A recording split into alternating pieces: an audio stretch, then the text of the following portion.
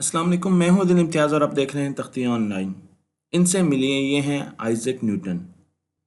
Newton ने हमें बताने की कोशिश की कि सेब ज़मीन पर क्यों गिरता है, और इसी दौरान इन्होंने हमें एक फार्मूला दिया जो कि हमें ये बताता है कि चीज़ें आपस में एक दूसरे को फोर्स के साथ खींचती हैं, जिसे ग्रेविटेशनल फोर्स कहा जाता है।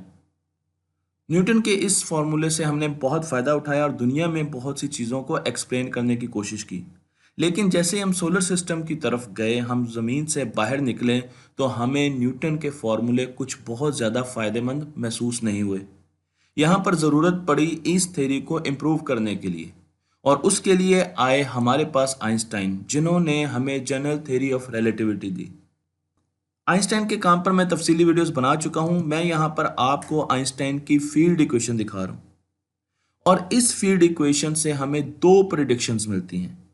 इसका मैथमेटिक्स हमें बताता है कि हमारी कायनात में ऐसी जगह मौजूद हैं जिन्हें ब्लैक होल्स कहा जाता है। ये ऐसी जगह हैं जिनकी ग्रेविटी बहुत बहुत ज़्यादा है, हर चीज़ को अपनी तरफ खींच सकती हैं अगर वो उनके बहुत ज़्यादा करीब आ जाए।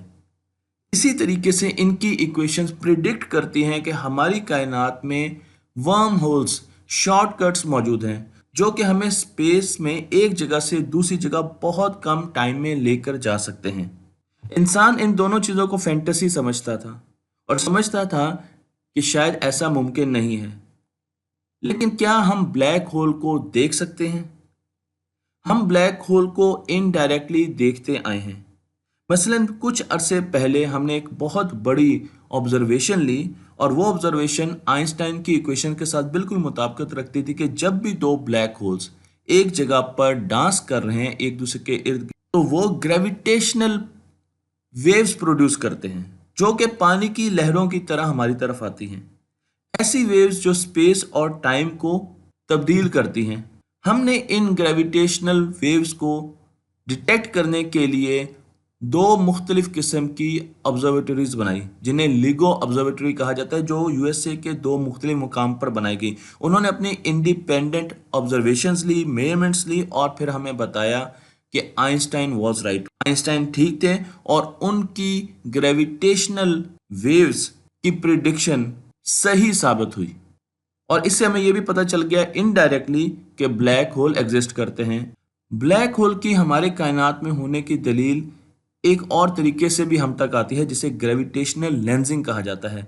जब भी ब्लैक होल किसी गैलेक्सी के सामने आ जाता है, हमारी ज़मीन और उस गैलेक्सी के दरमियान आ जाता है, तो हमें उस गैलेक्सी के मल्टीपल इमेजेस नज़र आना शुरू हो जाते हैं उस ब्लैक होल के गिर्द। गोया कि हम ब्लैक होल को नहीं देख सकते, यहाँ पर मैंने दिखाया, लेकिन हम ब्लैक होल को नहीं देख सकते, तो हमें उस गैलेक्सी के मल्टीपल इमेजेस नज़र आना शुरू हो जाते हैं। उससे हमें अंदाज़ा हो जाता है कि बीच में कोई ब्लैक होल मौजूद है, और इस तरीके से भी हमें ब्लैक होल के बारे में पता चलता है। एक और ऑब्जर्वेशन जो ब्लैक होल के कायनात में मौजूद होने की दलील देती है, वो स्टार्स की मूवमेंट है। जब भी हम स्टार्स की मूवमेंट देखते हैं अपनी कहकशां में या दूसरी कहकशाओं में, तो हमें अंदाज़ा होता है कि स्टार एक ख़ास पॉइंट के गिर्द घूम रहे हैं। आखिर वो कौन सी ऐसी ताकतवर चीज़ है जिनके गिर्द स्टार्स घूम रहे हैं? मैं आपको यहाँ पर एक सिमुलेशन दिखाता हूँ, इसमें आपने स्टार को गौर से देखना है। ये स्टार एक्चुअली ब्लैक होल है, और आप देखें कि बाकी जितने स्टार्स घूम रहे हैं वो इस ब्लैक होल के गिर्द घूम रहे हैं। ये ब्लैक होल बहुत बहुत छोटा ब्लैक होल है। तो आपको नजर आएगा कि जितने स्टार्स किसी भी गैलेक्सी में मूव कर रहे होते हैं, वो एक ब्लैक होल के गिर्द चक्कर लगा रहे होते हैं। कुछ अर्से पहले इंसानों ने जब टेलीस्कोप से स्पेस को ऑब्जर्व करना शुरू किया, तो उन्होंने एक अजीब फिनोमिना देखा। उन्होंने देखा कि कुछ स्टार्स गायब हो जाते हैं, और आहिस्ता आहिस्ता उनको एहसास हुआ कि इन स्टार्स को कोई चीज़ खा जाती है। मसलन मैं आपको यहाँ पर एक एनिमेशन दिखाता हूँ, जिसमें आप एक स्टार को तितर बितर होता हुआ देखेंगे। आप देखेंगे कि वो स्टार किस तरीके से बड़ा हुआ और फिर आहिस्ता आहिस्ता वो गायब हो गया। और इससे हमें अंदाजा होता है कि इस स्टार का इंटरेक्शन किसी ऐसी चीज से हुआ जिसने इसको खा लिया, और यकीनन वो ब्लैक होल्स थे। हम जानते हैं कि हर गैलेक्सी के बीच में ब्लैक होल एग्जिस्ट करते हैं, और उस गैलेक्सी के स्टार उसके गिर्द घूमते हैं। इसका मतलब यह है कि अगर हमने ब्लैक होल को देखना है, तो हम गैलेक्सी के बीच में देखेंगे, क्योंकि ब्लैक होल स्टार से बनता है। अगर एक छोटा सितारा मरता है तो वो व्हाइट ड्वार्फ बनाता है। अगर एक मीडियम सितारा मरता है तो वो न्यूट्रॉन स्टार्स बनाता है। लेकिन अगर एक बड़ा सितारा हमारे सूरज से 8 गुना या उससे भी बड़ा सितारा मरता है तो वो एक ब्लैक होल बनाता है। अब ब्लैक होल वहीं पर होंगे जहां पर स्टार्स होंगे। मैं आपको ब्लैक होल की मुख्तलिफ चीज़ों के बारे में बताने जा रहा हूं। तो आप सबसे पहले याद रखिए कि हम ब्लैक होल को डायरेक्ट नहीं देखते, लेकिन हम उसके शेडो को देख सकते हैं। ब्लैक होल जब भी स्टार्स को खाता है तो वो एनर्जी रेडिएट करता है। ये एनर्जी मुख्तलिफ किस्म की रेडिएशंस में होती हैं, जिसे हम रिलेटिविस्टिक जेट कहते हैं। और इसके साथ, इस एनर्जी के साथ बहुत बड़ी मैग्नेटिक फील्ड भी अटैच होती है। यहां मैं ये बता दूं कि रिलेटिविस्टिक जेट कई हजार लाइट ईयर्स के बराबर भी हो सकते हैं, और ये ब्लैक होल के दोनों तरफ भी हो सकते हैं, ऊपर और नीचे। इसी तरीके से ब्लैक होल के गिर्द एक एक्रेडिशन डिस्क भी मौजूद होती है। जब भी ब्लैक होल चीज़ों को अपनी तरफ खींचता है तो मैटर बहुत ज़्यादा कंडेंस हो जाता है, क्योंकि इसकी ग्रेविटी बहुत ज़्यादा है, और फ्रिक्शन की वजह से टेम्परेचर बहुत ज़्यादा बढ़ना शुरू हो जाता है। इसलिए जो भी डस्ट या मैटर इसके गिर्द घूमता है वो आहिस्ता आहिस्ता ग्लो करना शुरू कर देता है, क्योंकि उसका टेम्परेचर बहुत बढ़ जाता है। और अगर वो इनर मोस्ट स्टेबल ऑर्बिट में है तो आप याद रखिए कि वो ब्लैक होल के बहुत ज़्यादा करीब जा चुका है। अगर इससे आगे इवेंट होराइजन में कोई चीज़ दाखिल हुई तो वो वापस नहीं आ सकेगी, चाहे वो एनर्जी हो चाहे वो मैटर हो। अगर लाइट भी इवेंट होराइजन से आगे चली गई तो वो कभी वापस नहीं आ सकेगी। इसलिए हमें ब्लैक होल्स नजर नहीं आते, क्योंकि उससे लाइट रिफ्लेक्ट नहीं होती। और ब्लैक होल के बीच में होती है सिंगुलैरिटी, जहां पर स्पेस और टाइम खत्म हो जाते हैं, फिजिक्स के लॉज अपना दम तोड़ जाते हैं। तो मैं आपको यहाँ पर ब्लैक होल की एक और तस्वीर दिखा रहा हूँ, और आप देख सकते हैं कि ब्लैक होल की ग्रेविटी सबसे ज़्यादा है, और साथ आपको नीचे यहाँ पर सिंगुलैरिटी भी नज़र आ रही है, जो कि मैटर को ख़त्म कर देती है। ब्लैक होल दो किस्म के होते हैं, नॉन स्पिनिंग ब्लैक होल्स भी होते हैं और स्पिनिंग ब्लैक होल्स भी होते हैं। इस तस्वीर में आप देख सकते हैं कि आहिस्ता आहिस्ता वक्त ब्लैक होल में स्लो होता जाता है। तो जैसे जैसे हम ब्लैक होल के पास जाते हैं, space and time Aahista Aahista break करना शुरू कर देते हैं, और ब्लैक होल के अंदर वक्त साकिन हो जाता है, रुक जाता है, और स्पेस ब्रेक डाउन हो जाती है। और इसका मतलब यह है कि फिजिक्स के लॉज ब्लैक होल के अंदर होल्ड नहीं करते। और एक और अहम बात यह भी है कि ब्लैक होल से क्योंकि रोशनी बाहर नहीं निकल सकती, इसलिए ब्लैक होल के अंदर क्या हो रहा है उसकी ऑब्जर्वेशन हम नहीं ले सकते। हमारे लिए एक ब्लाइंड स्पॉट है। तो क्या हम डायरेक्टली ब्लैक होल को देख सकते हैं? खुशी की बात यह है कि पिछले हफ्ते साइंसदानों ने ऐलान किया है कि उन्होंने पहली ब्लैक होल की तस्वीर खींच ली है, और वो तस्वीर हमारे मीडिया पर आम है। लेकिन ये तस्वीर कैसे खींचेगी, मैं आपको ये बता दूं कि छोटे से छोटा ब्लैक होल, मसलन बहुत छोटे ब्लैक होल की बात करते हैं जो 3.8 टाइम्स हमारे सूरज के मैस के बराबर है, वो सिर्फ 24 किलोमीटर बड़ा है। बहुत छोटी जगह पर बहुत ज्यादा मैसिव ब्लैक होल। तो अब देखें कि इसका साइज इतना छोटा है, लेकिन इसका मैस कितना ज्यादा है। तो अगर हमने किसी भी ब्लैक होल को जज करना है, उसको मेयर करना है, तो सबसे पहले वो बहुत बड़ा ब्लैक होल होना चाहिए, ताकि हम उसको दूर से ऑब्जर्व कर सकें। और इसके लिए हमने एक गैलेक्सी का इंतखाब किया जिसे M87 कहा जाता है। ये गैलेक्सी हमसे 53.49 मिलियन ईयर्स दूर है, और इस गैलेक्सी के अंदर सेंटर में जो ब्लैक होल है उसका डायमीटर 100 बिलियन किलोमीटर है। इस ब्लैक होल का इंतखाब क्यों किया गया? इसकी वजह यह कि ये बहुत बड़े साइज का है, निस्बतन ब्लैक होल्स में ये बहुत बड़े साइज का है, और इसकी मूवमेंट बहुत कम है, तो हम इजीली इसकी तस्वीर खींच सकते हैं। यहां मैं आपको यह भी बता दूं कि ये ब्लैक होल हमारे सूरज से 6.5 बिलियन टाइम्स हैवी है। ब्लैक होल को देखने के लिए सबसे बड़ा मसला यह है कि उससे लाइट रिफ्लेक्ट होकर हम तक नहीं पहुंचती, तो हम उसके शेडो को देख सकते हैं, क्योंकि वो लाइट को बेंड कर देता है। जब ब्लैक होल लाइट को बेंड करता है या लाइट की लेंसिंग कर देता है तो हमें अजीबो गरीब किस्म की शक्लें नजर आना शुरू हो जाती हैं, जिसकी वजह से बहुत ज़्यादा कंफ्यूजन होती है ब्लैक होल को डायरेक्टली देखने के लिए, क्योंकि लाइट बेंड भी हो रही है और लाइट की ग्रेविटेशनल लेंसिंग भी हो रही है। तो जब हम ब्लैक होल को देख रहे हैं, हमने M87 को देखा, तो ये बिल्कुल ऐसे ही था जैसे फ्रांस में बैठ के हम न्यूयॉर्क की अखबार पढ़ने की कोशिश कर रहे हैं। हमें इतनी पावरफुल टेलीस्कोप की ज़रूरत थी। या मैं आपको एक और एग्जांपल दूं, जो कि जो कि उन्हीं साइंसदानों ने दी जिन्होंने इस ब्लैक होल को डिस्कवर किया, इसकी तस्वीर खींची। अगर उस टेलीस्कोप की रेजोल्यूशन देखी जाए जिसने इस ब्लैक होल की तस्वीर खींची, तो ये बिल्कुल ऐसे है जैसे चांद पर एक ऑरेंज रखा गया हो और हम उसकी तस्वीर खींच रहे हो। तो हम कितनी छोटी तस्वीर और कितनी हाई डेफिनेशन तस्वीर खींच सकते हैं, उसके लिए ज़रूरी है कि आप इस छोटी सी अप्रॉक्सीमेशन को याद रखें। अगर हमने बहुत छोटे साइज़ की चीज़ की तस्वीर खींचनी है तो हमारी टेलीस्कोप का साइज़ आहिस्ता आहिस्ता बढ़ता जाएगा। और अगर हमने चांद की सरफेस पर एक ऑरेंज की तस्वीर खींचनी है तो मैं आपको दिखा सकता हूं कि चांद की जो सबसे ज़बरदस्त हाई डेफिनेशन तस्वीर खींची गई है वो 30,000 पिक्सल की है, और उसके एक पिक्सल में 1.5 मिलियन ऑरेंजेस आ सकते हैं, 15 लाख ऑरेंजेस आ सकते हैं। तो इससे आप अंदाज़ा लगा सकते हैं कि हमें कितनी पावरफुल टेलीस्कोप्स चाहिए जो कि इस ब्लैक होल की तस्वीरें खींच सकें।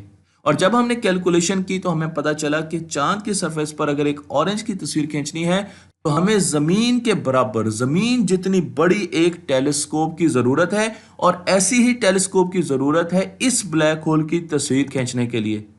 तो फिर क्या किया जाए? इस ब्लैक होल से जितनी भी रेडिएशंस हम तक आ रही थी उनमें मेजर रेडिएशंस रेडियो वेव्स थी, जो कि इसकी एक्रीडेशन डिस्क से जनरेट हो रही थी। साइंसदानों ने 8 मुख्तलिफ रेडियो टेलीस्कोप्स को लिया जो कि ज़मीन के मुख्तलिफ हिस्सों में थी। यूरोप में भी थी, शुमाली अमेरिका में, जनूबी अमेरिका में और एंटार्क्टिका में। यहाँ पर मैं आप उन तमाम टेलीस्कोप्स के आपको नाम दिखा रहा हूँ। और उन्होंने इनको आपस में कनेक्ट किया और सिंक्रोनाइज किया। अब ये तमाम की तमाम टेलीस्कोप्स जा रही थी इस ब्लैक होल की तस्वीर खींचने के लिए। तो हमने ज़मीन को एक वर्चुअल टेलीस्कोप में बदल दिया था। जहां जहां ये टेलीस्कोप्स थी वहां वहां साइंसदान भी मौजूद थे, वहां पर सुपर कंप्यूटर्स भी थी, डेटा प्रोसेसिंग भी थी। ज़रूरत इस बात की थी कि ये तमाम टेलीस्कोप एक वक्त में इस ब्लैक होल की तस्वीर उतारें। आसमान साफ होना चाहिए और पानी के वेपर्स आसमान में बिल्कुल नहीं होने चाहिए।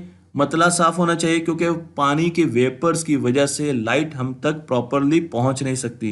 इसी तरीके से रेडियो इंटरफेरेंस नहीं होनी चाहिए, पास रेडियो सिग्नल्स नहीं होने चाहिए। और अप्रैल 2017 में इन तमाम टेलीस्कोप्स ने इस ब्लैक होल की तस्वीर खींचना शुरू कर दी। तो जब उन्होंने तस्वीर खींच ली तो हम तक वो तस्वीर अप्रैल में क्यों नहीं पहुंची 2017 में?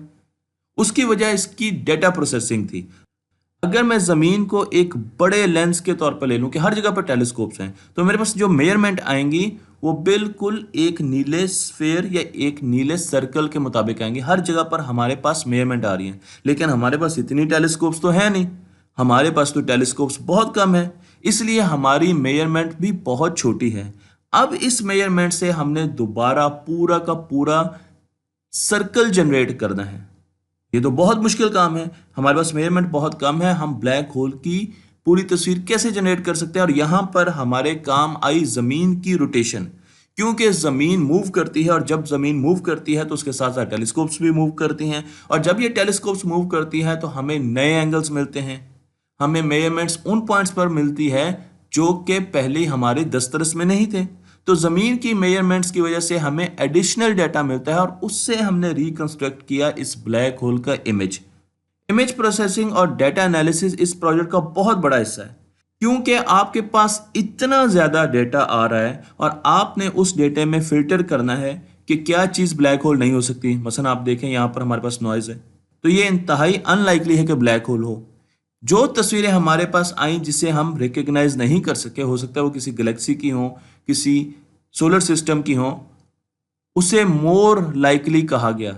लेकिन हमें सबसे ज़्यादा उन तस्वीरों की तलाश थी जिसमें हमें ब्लैक होल नज़र आए। तो इस तरीके से हमने डेटा को एनालाइज किया, उसको प्लॉट किया और कंप्यूटर एल्गोरिदम्स ऐसे बनाए गए जिन्होंने खुद ब खुद डिसाइड करना शुरू कर दिया कि उन्हें किस डेटा की ज़रूरत है और किस डेटा की ज़रूरत नहीं है। मसलन आज भी हमारे पास ऐसे सॉफ्टवेयर्स हैं जो हमें बता सकते हैं कि इन तीनों इमेजेस में एवरीडे इमेज कौन सा है। आप देख सकते हैं लेफ्ट साइड का इमेज तो नहीं हो सकता, राइट साइड का इमेज हो सकता है, लेकिन क्योंकि ये ब्लर है इसलिए इसके चांसेस कम है।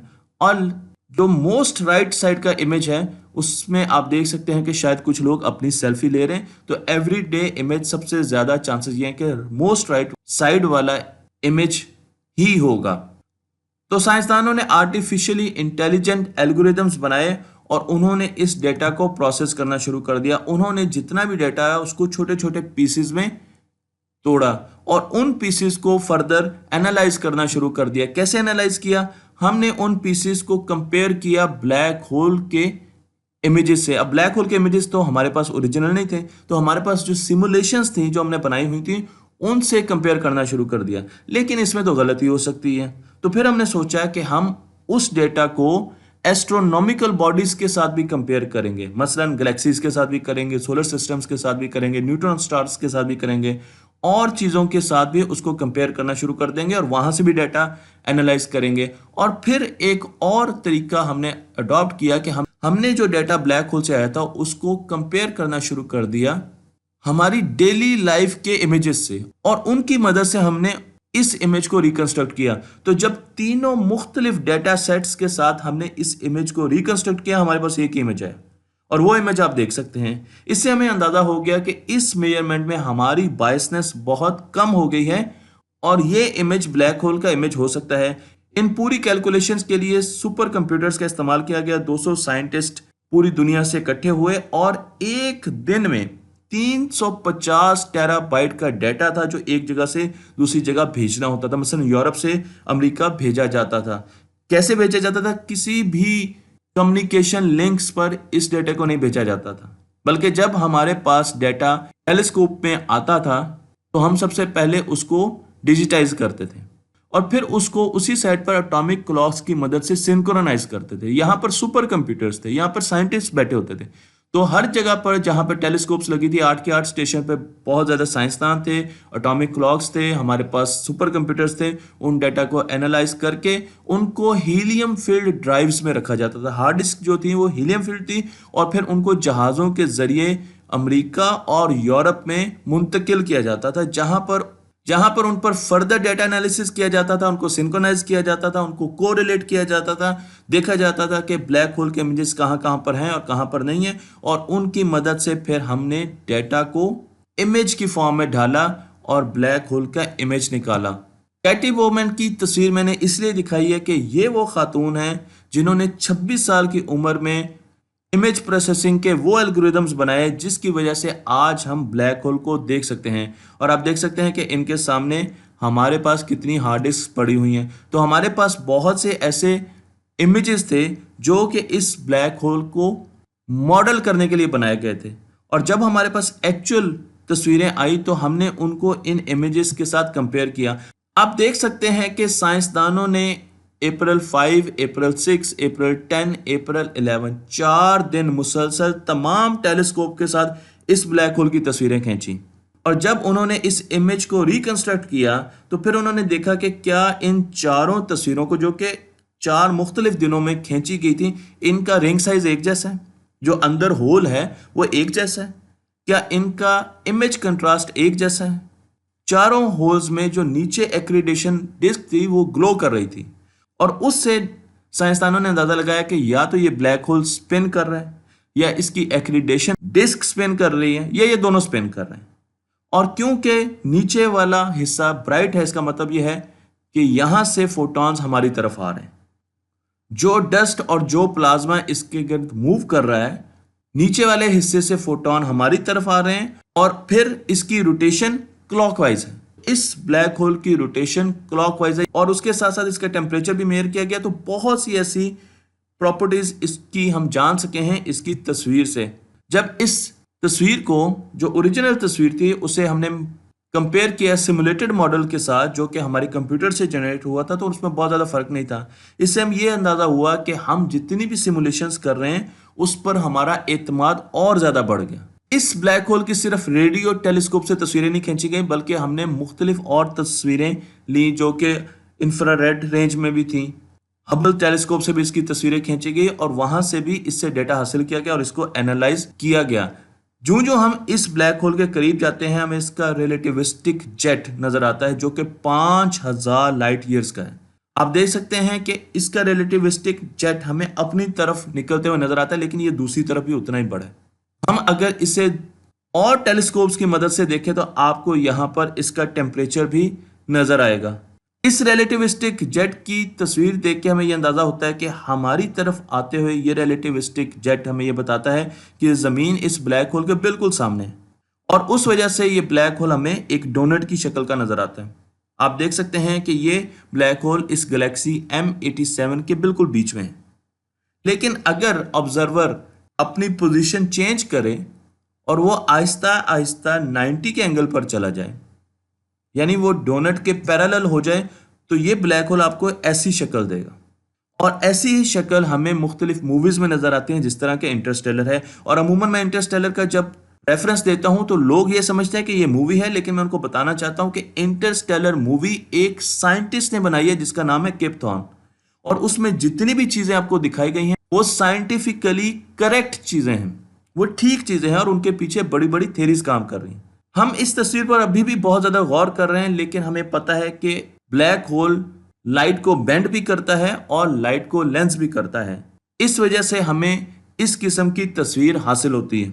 पिछले हफ्ते साइंसदानों ने इस ब्लैक होल का ऐलान किया, और हमारे लिए ये एक बहुत बड़ा दिन है, क्योंकि हमने मैथमेटिक्स के जरिए इस ब्लैक होल को प्रिडिक्ट किया, इसकी सिमुलेशंस बनाई, और जब हमारे पास एक्चुअल डेटा आया तो वो दोनों चीज़ें बिल्कुल अपनी जगह पर सही साबित हुई। ये साइंस के लिए एक बहुत बड़ा दिन है, लेकिन बात सिर्फ इस ब्लैक होल तक नहीं है, बल्कि बहुत जल्द आप एक और ऐलान सुनने वाले हैं सजिटेरियस ए स्टार का, जो कि हमारी गैलेक्सी के बीच का ब्लैक होल है। और इसकी भी इस वक्त तस्वीरें खींची जा रही हैं, लेकिन ये 1000 गुना छोटा ब्लैक होल है M87 से, उससे 1000 गुना तेज है। तो जब कोई चीज़ तेजी से मूव कर रही है तो उसकी तस्वीर खींचना आपको पता है कि बहुत मुश्किल होता है, और ये 1000 गुना हमारे करीब है। इसलिए बहुत जल्द आप ऐसा ऐलान सुनेंगे कि हमने सजिटेरियस ए स्टार की तस्वीरें खींच ली हैं, उसके बीच में जो ब्लैक होल है उसकी भी तस्वीरें खींच ली है। तो मुझे उम्मीद है कि तख्तियाँ ऑनलाइन की ये काविश आपको पसंद आई होगी। इस चैनल को लाइक कीजिए, शेयर कीजिए, और ये इल्म दूसरों तक पहुँचा दीजिए।